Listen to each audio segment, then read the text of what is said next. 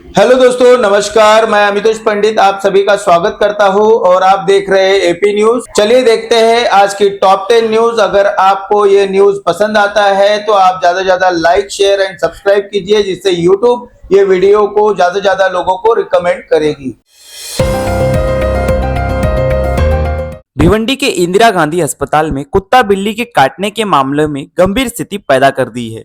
अस्पताल में anti rabies injection लगवाने के लिए सुबह से लंबी लाइनें लगी हुई हैं और दोपहर 1:30 बजे तक भी भीड़ कम नहीं हुई। लाइन में खड़े ज्यादातर लोग कुत्ता या बिल्ली के काटने के शिकार है, जिससे अंदाजा लगाया जा सकता है कि शहर में ऐसे वाकयात कितनी तेजी से बढ़ रहे हैं। स्थानीय लोगों का कहना है कि हालात पर मनपा और नगर निगम को तुरंत संज्ञान लेना चाहिए, क्योंकि लगातार बढ़ती बाइट की घटनाएं और अस्पताल में लग रही लंबी कतारें प्रशासन की अनदेखी को उजागर कर रही है।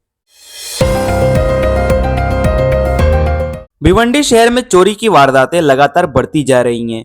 ताजा मामला कारीवली नूर शाह खान अपार्टमेंट का है, जहां रात करीब 4 से 5 बजे के बीच पार्किंग में खड़ी बर्गमैन बाइक चोरी कर ली गई। पूरी घटना वहां लगे सीसीटीवी कैमरे में कैद हो गई, जिसमें 2 बाइक चालक बाइक को लेकर आसानी से फरार होते दिखाई दे रहे हैं। चोरी हुई बर्गमैन का नंबर MH04KQ2184 बताया जा रहा है। बाइक मालिक ने वाहन ढूंढकर देने वाले को 10,000 रुपए इनाम देने की घोषणा की, जबकि पुलिस ने मामला दर्ज कर चोरों की तलाश शुरू कर दी है। भिवंडी के खाड़ी पार खूनी ग्राम पंचायत क्षेत्र में एक साथ कई बड़े विकास कार्य तेजी से आगे बढ़ रहे हैं। अल्ताफ बाली के अनुसार रसूलाबाद से अबू बकर बिल्डिंग और सान होटल तक पेवर ब्लॉक रोड का काम जारी है। बारिश से पहले आरसीसी सड़कें पूरी होंगी। कब्रिस्तान में नई बाउंड्री वॉल, पेवर ब्लॉक और पेंटिंग का काम पूरा किया गया है। सभी वार्डों में नई स्ट्रीट लाइटें लग चुकी हैं और करीब 50 सीसीटीवी कैमरे 1 महीने में लगाए जाएंगे। इसके अलावा नए ब्रिज का निर्माण शुरू हो चुका है। पानी की पाइपलाइन बदली जा रही है। जामा मस्जिद परिसर में आरसीसी कार्य हुआ है। जिम और लाइब्रेरी जैसी सुविधाओं को भी विकसित किया जा रहा है।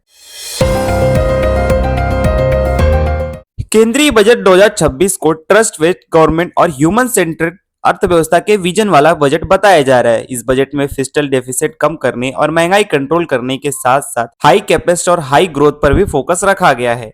वित्त मंत्री निर्मला सीतारमण ने टैक्स पेयर को राहत देते हुए विदेशी यात्रा और विदेश पढ़ाई पर लगने वाले टीसीएस को घटाकर 2% कर दिया है, जबकि एलआरएस के तहत एजुकेशन और मेडिकल रेमिटेंस भी सस्ता हुआ है। वहीं शेयर बाजार में एफएनओ ट्रेडिंग पर सख्ती बढ़ाते हुए एसटीए में इजाफा किया गया है, जिससे डिरेक्टिव में ट्रेडिंग महंगी होगी।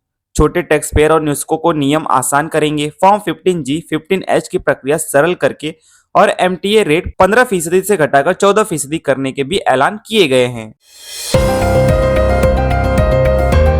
भिवंडी के कसेली से मुंबई के मुलुंड नाका तक पानी की आपूर्ति के लिए बन रहे जल बोगस के काम से रफ्तार पकड़ ली है। इस परियोजना के तहत 7.5 किलोमीटर लंबा वाटर टनल बनाया जा रहा है, जहां मुलुंड जकात नाका पर 134 मीटर गहराई का लॉन्चिंग सॉफ्ट तैयार किया जा रहा है, जिसमें से 130 मीटर तक खुदाई पूरी हो चुकी है। वहीं कसेली भिवंडी में 128 मीटर गहराई का रिकवरी सॉफ्ट बनाया जा रहा है, जहां 15 मीटर तक काम पूरा हो चुका है।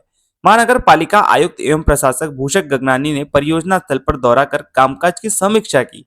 प्रशासन के मुताबिक जुलाई 2026 के टनल बोरिंग मशीन के जरिए जल बोगदा खोदने का काम शुरू किया जाएगा, जिससे भिवंडी और मुंबई को भविष्य में मजबूत जलापूर्ति व्यवस्था मिलने की उम्मीद है। उत्तर प्रदेश की राजधानी लखनऊ में घने कोहरे से जनजीवन प्रभावित कर दिया है। शहर में सुबह से घनी धुंध छाई हुई है, जिससे कई इलाकों में विजिबिलिटी काफी कम हो गई है। सड़कों पर चल रहे वाहनों की हेडलाइट जलाकर धीमी रफ्तार में चलना पड़ रहा है। वहीं यातायात पर भी असर देखने को मिला। मौसम विभाग के अनुसार कोहरे की वजह से ठंड में बढ़ोतरी दर्ज की गई है और अगले कुछ घंटों तक स्थिति बनी रहने की संभावना बताई जा रही है। सिक्किम के गेजिंग जिले के मंगरू गांव में एक प्राचीन दफन स्थल की खोज से इतिहास के नए साक्ष्य सामने आए हैं। भारतीय पुरातत्व सर्वेक्षण आर्कियोलॉजिकल सर्वे ऑफ इंडिया के अनुसार मेगालिथिक संरचनाओं वाला यह दफन स्थल राज्य के सबसे पुराने स्थलों में से एक माना जा रहा है। विशेषज्ञों का कहना है कि इस खोज से सिक्किम के प्राचीन मानव बसाव, दफन परंपराओं और सांस्कृतिक इतिहास को समझने में अहम मदद मिलेगी। वहीं आगे के अध्ययन और संरक्षण की प्रक्रिया शुरू की जा रही है। जम्मू कश्मीर के अनंतनाग जिले के कैरीबल इलाके में आज तड़के करीब 1 बजे आग लगने की घटना सामने आई। इस हादसे में कई गौशालाएं आग की चपेट में आकर क्षतिग्रस्त हो गईं। सूचना मिलते ही दमकल और आपातकालीन सेवाओं की टीमें मौके पर पहुंची और कड़ी मशक्कत के बाद आग पर काबू पा लिया। फिलहाल किसी के हताहत होने की सूचना नहीं है, जबकि आग लगने के कारणों की जांच की जा रही है। अमेरिका ने भारत को बड़ी व्यापारिक राहत देते हुए भारतीय आयात पर लगाया गया 25% अतिरिक्त टैरिफ हटाने का फैसला किया है। व्हाइट हाउस के एक वरिष्ठ अधिकारी ने एएनआई से बातचीत में बताया कि भारत द्वारा रूसी तेल की खरीद कम करने के बाद यह कदम उठाया गया है। हालांकि समझौते के तहत भारत को रूसी तेल खरीद कर पूरी तरह बंद नहीं करनी होगी। यह बयान व्हाइट हाउस की ओर से वॉशिंगटन डीसी से जारी किया गया, जिससे भारत अमेरिका व्यापार संबंधों में सकारात्मक संकेत मिले हैं। महाराष्ट्र के ठाणे में उप मुख्यमंत्री अजित पवार को लेकर सामने आए खबरों में एनसीपी नेता जितेंद्र आव्हाड ने प्रतिक्रिया दी है। आव्हाड ने कहा कि अजित पवार एक दूरदर्शी और गतिशील नेता हैं, जिनकी लोगों से जुड़ने की क्षमता बेहद खास रही है और ऐसे नेता की कमी महाराष्ट्र के लिए बड़ी क्षति होगी। फिलहाल प्रशासनिक या आधिकारिक स्तर पर किसी को लेकर कोई पुष्टि सामने नहीं आई है।